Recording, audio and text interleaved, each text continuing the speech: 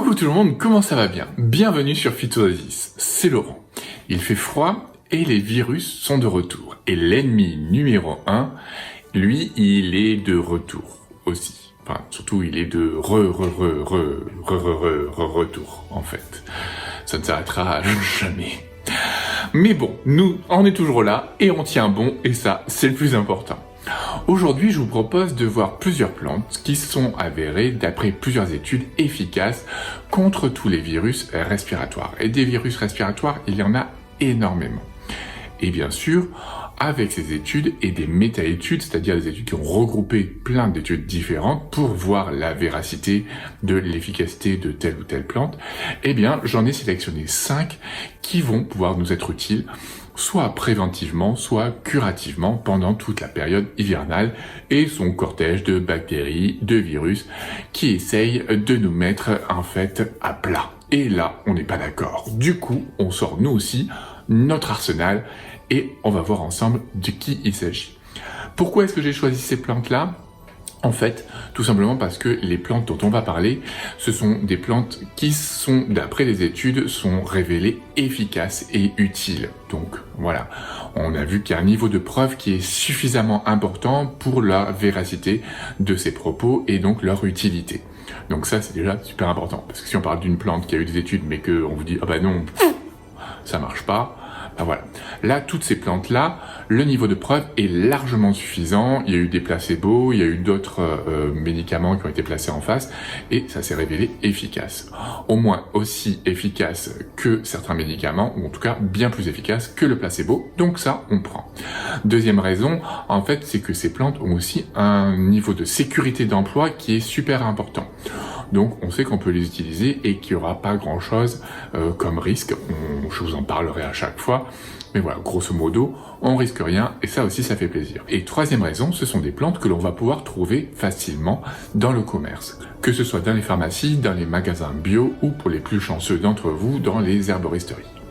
Donc n'hésitez pas à demander des conseils pour une bonne utilisation. Toutes ces plantes vont pouvoir être utilisées, comme je vous disais, préventivement pour booster votre système immunitaire, renforcer et vous préparer justement à mieux lutter contre ce cortège de virus et de bactéries. Et ensuite, il y aura d'autres plantes qui seront là en soutien pour soulager les symptômes comme la toux sèche, la toux grasse, la fatigue, les épisodes fiévreux ou encore même les courbatures.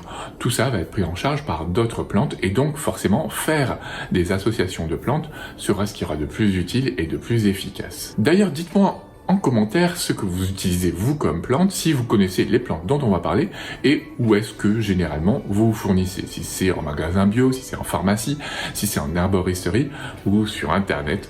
Voilà, dites-moi tout ça, c'est super intéressant de voir comment vous vous débrouillez avec tout ça. Alors attention, là on va parler des virus qui atteignent les voies respiratoires, donc que ce soit les voies respiratoires hautes comme basses, donc aussi bien les virus qui vont être responsables de sinusite, de laryngite, trachéite, trachéobronchite, bronchite, bronchiolite, etc. Tous ces virus seront très intéressants.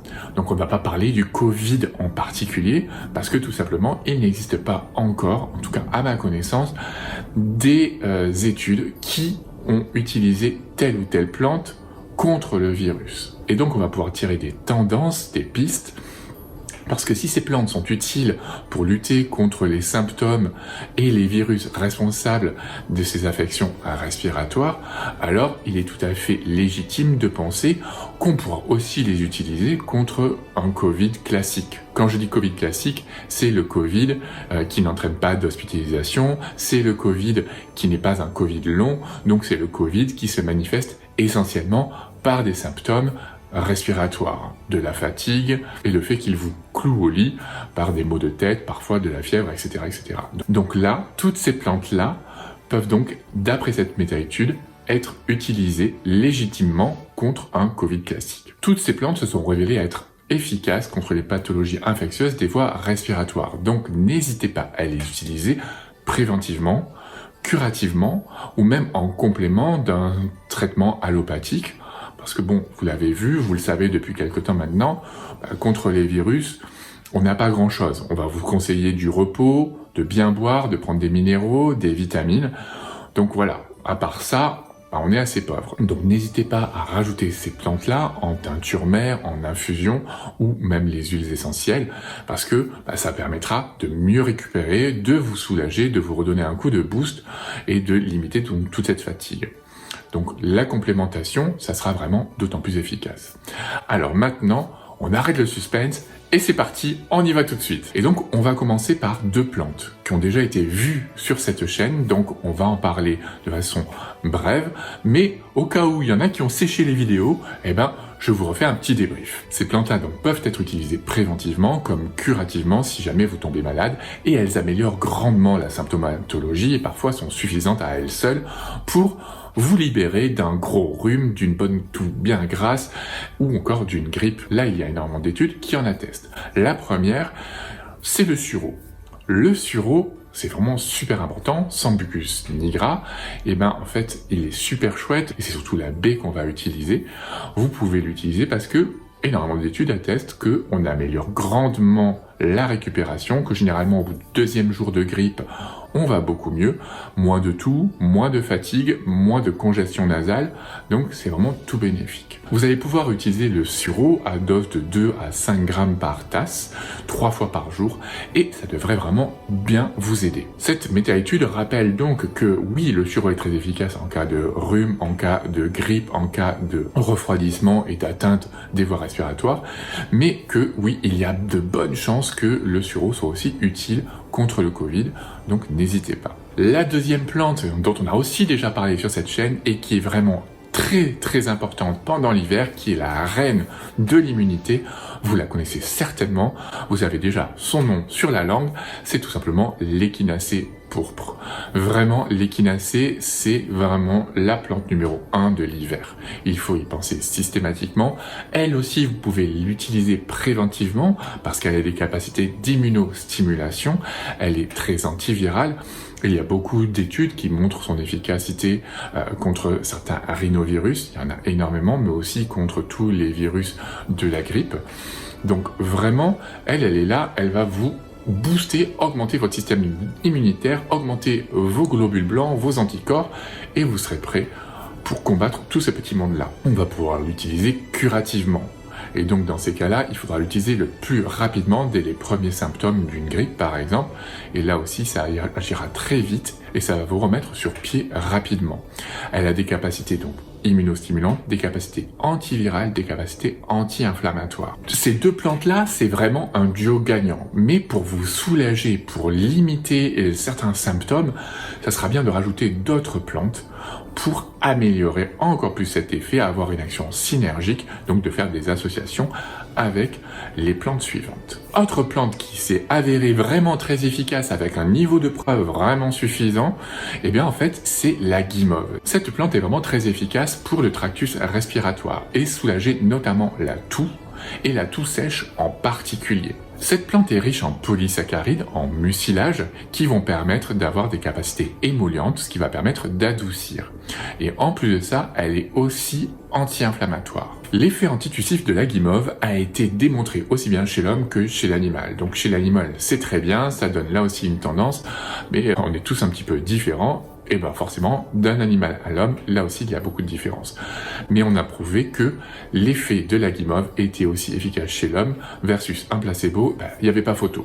Donc n'hésitez pas à utiliser la guimauve, ça vous fera vraiment du bien. La guimauve va diminuer en fait les efforts lors de la toux, diminuer l'intensité et la fréquence de la toux, ce qui va permettre de vous soulager au niveau laryngé, pharyngé, comme au niveau trachéobronchique. Vous pouvez utiliser la guimauve sous forme d'infusion, de teinture mère, de fleurs ou de racines.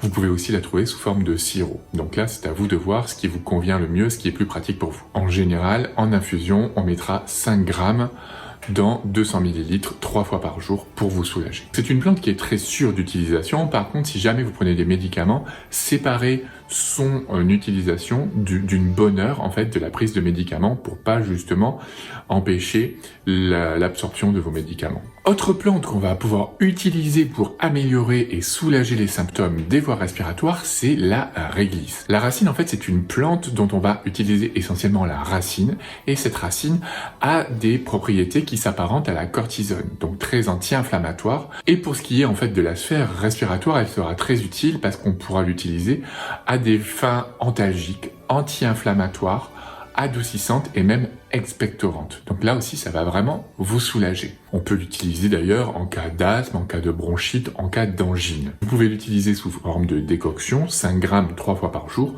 mais le plus simple, c'est encore de l'utiliser sous forme de teinture mère. Par contre, il va falloir faire attention avec la réglisse parce que tout le monde ne peut pas la prendre. Là, une femme enceinte ne peut pas prendre de réglisse. On ne pourra pas l'utiliser chez les gens qui souffrent d'hypertension, chez ceux qui ont des troubles cardiovasculaires, des problèmes rénaux, ou encore en cas d'hypocalémie. Dans tous ces cas-là, il vaudra mieux éviter d'utiliser la réglisse. Ensuite, deux autres plantes, dont une dont on a déjà parlé, mais là aussi, on va faire un petit débrief. Là, on aura poussé le bouchon un petit peu plus loin, parce qu'on va parler non pas de la plante en tant que telle, mais de son huile essentielle, et on va commencer par l'Eucalyptus globulus. L'huile essentielle d'Eucalyptus globulus, on en a déjà parlé, comme je vous le disais, donc je vous mettrai en lien juste au-dessus la vidéo qui s'y réfère, mais voilà, sachez que l'Eucalyptus globulus, son huile essentielle est vraiment parfaite contre tous les maux de l'hiver, toutes les infections des voies respiratoires, qu'elles soient hautes ou basses.